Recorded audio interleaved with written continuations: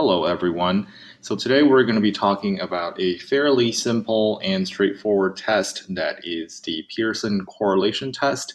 And in SPSS, it is also called the bivariate correlation. So there are a lot of names for this test, but the essential idea is to find correlation between two continuous variables.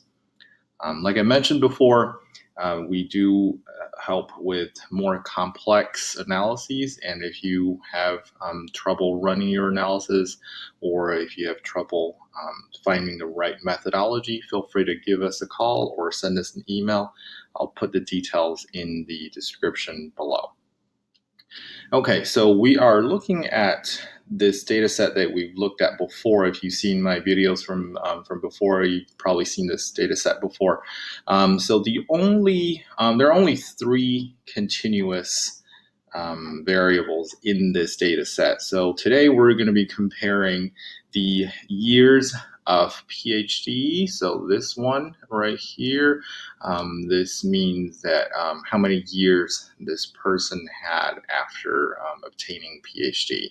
And the next one is salary. So how much are they getting paid? So we're going to go to our favorite tab, which is Analyze. And then we'll go to Correlate and Bivariate. Bivariate meaning that we have two variates, which is variables. And we're going to click this, and number of years since PhD and salary. The order doesn't matter. You can put either one first. It doesn't really matter.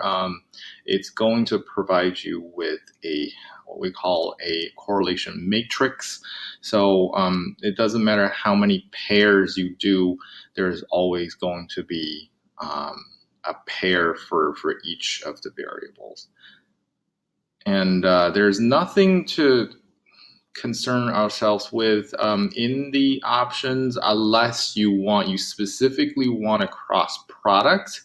That is useful to calculate coefficients, and sometimes if you're in a beginning level and you want it to find out more about the coefficients, you can check these boxes, but right now it is fine for the purpose of this video, and we are fine. So here, I'll get a little bit into this for today's video. So Pearson is the standard one for our continuous variables comparison, and the Kendall is a non-parametric approach to the Pearson, so they are pretty similar, but Kendall is designed to test for variables that are not parametric. And the Spearman rank sum testing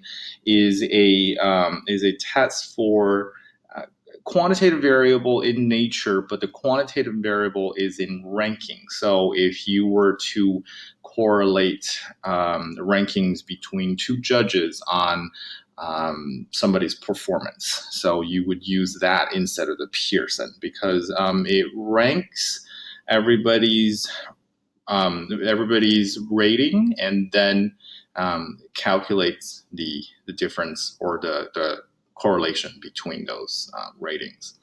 And so we're going to be using two-tailed and flag significant correlation. So when this is checked, you're going to see asterisks right next to the significant results. So this is a really handy option that you always want to check. So now we click OK.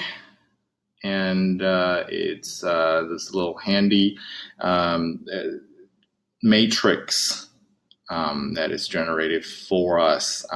As you can see, we have the number of years since PhD and salary. So you see that it's kind of redundant the way they do it, but it's a little bit more helpful if you have more, if you're comparing more pairs, if you have more variables in the matrix.